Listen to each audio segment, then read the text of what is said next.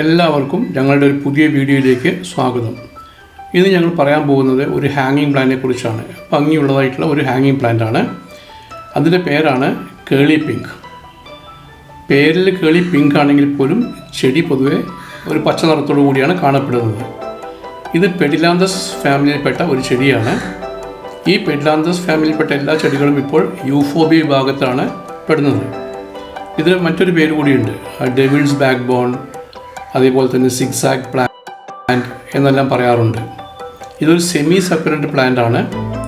അതുകൊണ്ട് തന്നെ ഒരു ഈസി കെയർ പ്ലാന്റ് തന്നെയാണ്. എങ്കിലും ഒന്ന് രണ്ട് ചെറിയ ചെറിയ കാര്യങ്ങൾ ശ്രദ്ധിക്കേണ്ടതായിട്ടുണ്ട്. അതർവൈസ് ഇതൊരു ഈസി കെയർ ആയിട്ടുള്ള ഒരു പ്ലാന്റ് ആണ്. ഇപ്പം ഞാനിവിടെ ഈ ചെടികളിനെ വെച്ചിരിക്കുന്നത് എങ്ങനെയാണെന്നുള്ളത് നിങ്ങൾക്കൊന്ന് കാണിച്ചു തരാം. അതായത് ഈ കേളി പിങ്ക് എങ്ങനെ വെച്ചിരിക്കുന്നു, അല്ലെങ്കിൽ എങ്ങനെയാണ് ഡിസ്പ്ലേ ചെയ്തിരിക്കുന്നു എന്നുള്ളത് ഞാനിവിടെ കാണിച്ചു തരാം. നിങ്ങൾക്കിവിടെ കാണാവുന്നത് പോലെ ഈ ചെടികളെല്ലാം തന്നെ ഞാൻ ഒരുമിച്ചാണ് വെച്ചിരിക്കുന്നത്. ഏത് ചെടിയാണെന്നുണ്ടെങ്കിലും ഒരുമിച്ച് വെക്കുമ്പോഴാണ് അത് ഏറ്റവും അധികം ഭംഗിയായിട്ടിരിക്കുന്നത്. അത് നമ്മുടെ തൂക്ക് ചട്ടികളായിക്കോട്ടെ, തറയിൽ വെക്കുന്ന ചട്ടികളായിക്കോട്ടെ, ഇനിയിപ്പോൾ ബെഞ്ച് അറേഞ്ച് ചെയ്തിട്ട് വെക്കുന്ന ചട്ടികളായിക്കോട്ടെ, എല്ലാം ഒരുമിച്ച് വെക്കുമ്പോഴാണ് അതിൻ്റെ ഭംഗിയുള്ളത്.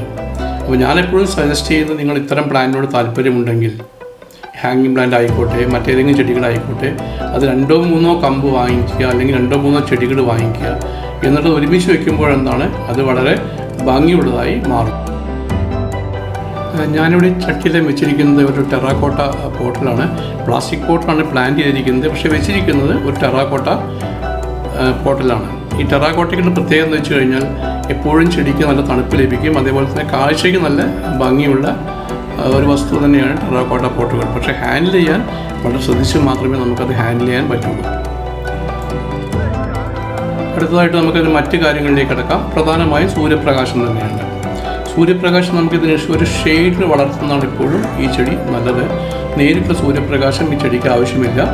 അത് പെട്ടെന്ന് തന്നെ വാടിപ്പോകാൻ സാധ്യതയുള്ളതുകൊണ്ട് എപ്പോഴും ഒരു ഷെയ്ഡിൽ, അതായത് നമ്മൾ സൺഷെയ്ഡിന് താഴെയോ പോർച്ചിലോ അതല്ലെങ്കിൽ നമ്മുടെ സിറ്റ് ഔട്ടിനരികിലോ വെയിൽ കുറവുള്ള ഭാഗങ്ങളിൽ വളർത്തുന്നതായിരിക്കും നല്ലത്.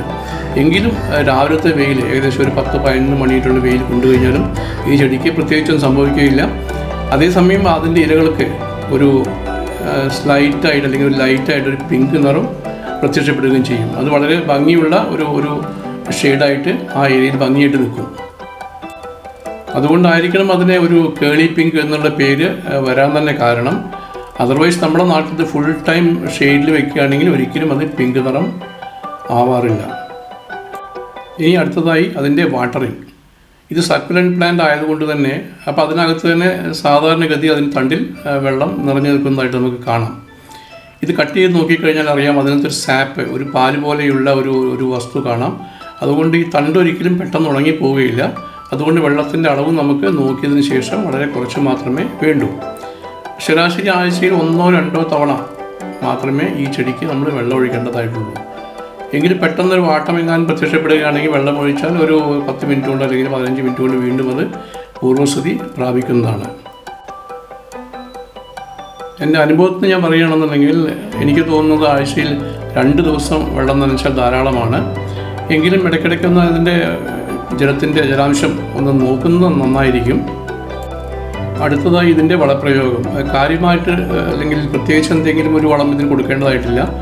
നമ്മുടെ വീട്ടിൽ ലഭ്യമായിട്ടുള്ള വളപ്പൊടി, അതായത് ഉണങ്ങിയ ചാണകപ്പൊടി നമുക്കിതിന് വേണ്ടി യൂസ് ചെയ്യാവുന്നതാണ്. പച്ച ചാണകം കൊടുക്കാതിരിക്കുന്നതാണ് നല്ലത്. കാരണം ഇത് സക്കുലൻ്റ് പ്ലാന്റ് ആണ്, പെട്ടെന്ന് ചീഞ്ഞു പോകാൻ സാധ്യതയുണ്ട്. അതേപോലെ തന്നെ മറ്റേതെങ്കിലും ലിക്വിഡ് ഫെർട്ടിലൈസേഷൻ, അതായത് NPK മുതലായവ ഇതിന് ആവശ്യമില്ല.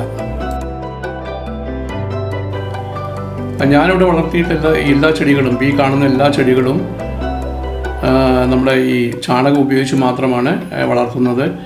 ചില ചെടികൾക്ക് മാത്രം, വളരെ ചുരുക്കം ചെടികൾക്ക് മാത്രമേ ഞാൻ NPK യൂസ് ചെയ്യാറുള്ളൂ. ഈ കാണുന്ന ചെടികൾക്ക്, അതായത് നമ്മുടെ ഈ കേളി പിങ്കിന് ഞാൻ യൂസ് ചെയ്തിരിക്കുന്നത് ഉണങ്ങിയ ചാണകപ്പൊടി തന്നെയാണ്. ഇനി ഇതിൻ്റെ പ്രൊപ്പഗേഷൻ നമുക്ക് എങ്ങനെയാണെന്ന് നോക്കാം. ഈ പ്രൊപ്പഗേറ്റ് ചെയ്യാൻ ഏറ്റവും ബെസ്റ്റ് അതിൻ്റെ തണ്ട് തന്നെയാണ്. വളരെ ഈസി ആയിട്ട് പ്രൊപ്പഗേറ്റ് ചെയ്ത് വരാറുണ്ട്. വെള്ളത്തിൻ്റെ അളവൊന്ന് ശ്രദ്ധിക്കുക. ഇനി അതിൻ്റെ പോട്ടിങ് എങ്ങനെയാണെന്ന് നോക്കാം. നമ്മൾ ഉപയോഗിക്കുന്നത് മണ്ണ്, മണൽ, ചകിരിച്ചോറ് ഇവ മാത്രമാണ്. ചാണകപ്പൊടി 2 ആഴ്ച കഴിഞ്ഞ് മാത്രമേ ചേർത്ത് കൊടുക്കാവൂ. ചെടി ഒന്ന് പിടിച്ചതിന് ശേഷം മാത്രം ചേർത്ത് കൊടുത്താൽ മതി. ചട്ടിയും നല്ല ബുഷിയായിട്ടിരിക്കുന്നതിന് വേണ്ടി നമുക്ക് അതിൻ്റെ 3-4 കമ്പുകൾ നമുക്ക് അടർത്തിയെടുക്കാം. അതായിരിക്കും കൂടുതൽ നല്ലത്. കമ്പുകൾ കട്ട് ചെയ്തെടുക്കുമ്പോൾ ഇതേപോലെ അതിൻ്റെ സാപ്പ് വെളിയിൽ വന്നേക്കാം.